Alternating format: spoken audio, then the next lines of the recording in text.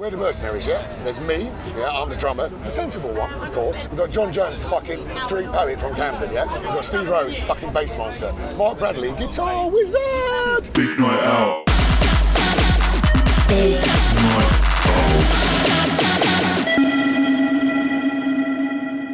out. I'm Clive Martin, your guide to the dark heart of the UK club scene. For the last episode, we went to hang out in Beelzebub's basement for a metal night. But for this episode, we were off to investigate the more sensitive side of guitar music, indie. When I was a teenager, it was all the rage. I remember hanging out in Camden, asking my mum to make my jeans skinnier, and thinking that Noel Fielding was cool. But with the Hawley Arms fire and the advent of South London-based UK bass music, Camden became a cultural wasteland. A down-market tourist trap for European exchange students to buy grinders and try to live out the Winehouse dream.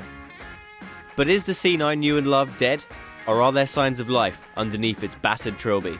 It was time to leave Camden's decaying corpse, ditch the Zulu jacket, and head to Shoreditch, the halfway house of the indie dream. Walking in, it was clear that this wasn't the glamorous world of indie rock and roll that Brandon Flowers eulogised in song. The smell of second-hand leather and third-hand pipe belches festered in the air, whilst the sound of badly mixed 60s classics and people calling each other fella provided the original soundtrack for the evening.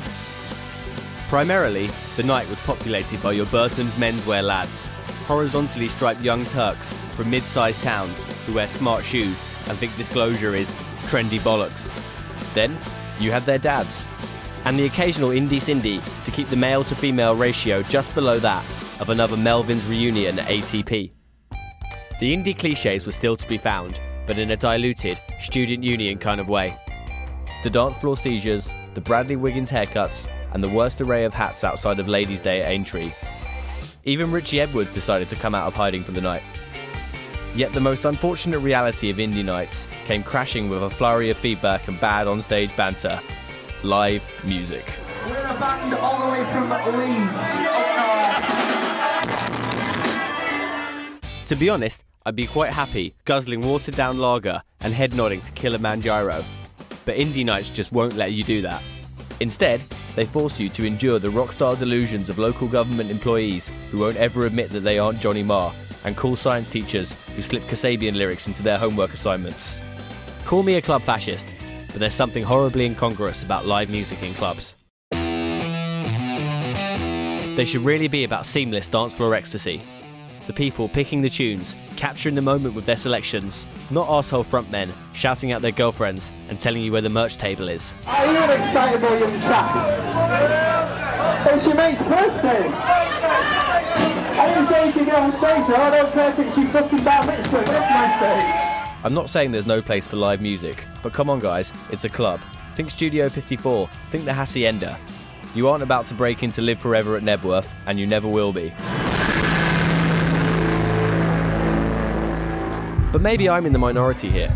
Maybe this is just the talk of another jaded Shoreditch wanker.